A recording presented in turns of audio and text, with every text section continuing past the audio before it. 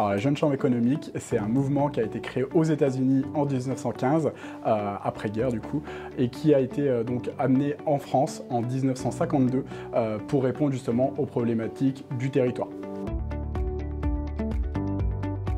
Alors, la Jeune Chambre économique, c'est ouvert à toutes les personnes de 18 à 40 ans, de jeunes citoyens qui veulent en fait être actifs dans leur territoire. Et en fait, on est un incubateur de leaders citoyens. Donc on donne des responsabilités, l'opportunité de prendre des responsabilités à toute personne qui veulent en fait être actifs sur leur territoire.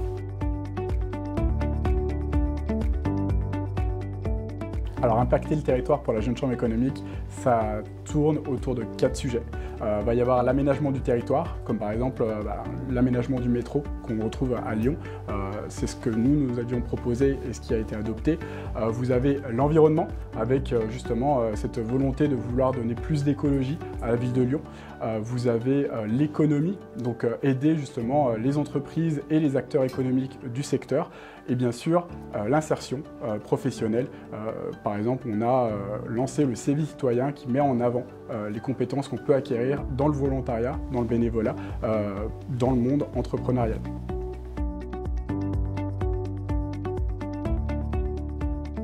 Alors c'est vrai, on est une association mais aussi une institution. On existe du coup depuis 1954. On a un ancrage territorial important. Nous, notre but, c'est d'apporter la voix de la jeunesse dans notre territoire. C'est pourquoi on a 2 sièges au Conseil de développement de la métropole.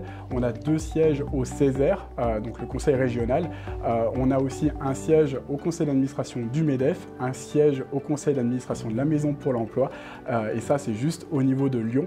Bien sûr, au niveau international, on a aussi un siège consultatif à l'ONU.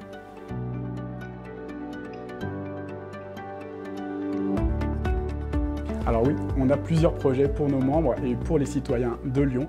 On a par exemple un projet qui s'appelle Balcon Fleuri qui va sensibiliser les particuliers à mettre plus de verdure chez eux. On a un projet d'aménagement du territoire pour donner plus de sécurité pour les motos lors des interfiles. On a aussi un projet de donner une seconde vie aux friches industrielles et bien sûr on aura d'autres projets plus sur le côté peut-être numérique et la partie économique, étant donné que le climat actuel nous donne aussi cette opportunité de trouver des solutions.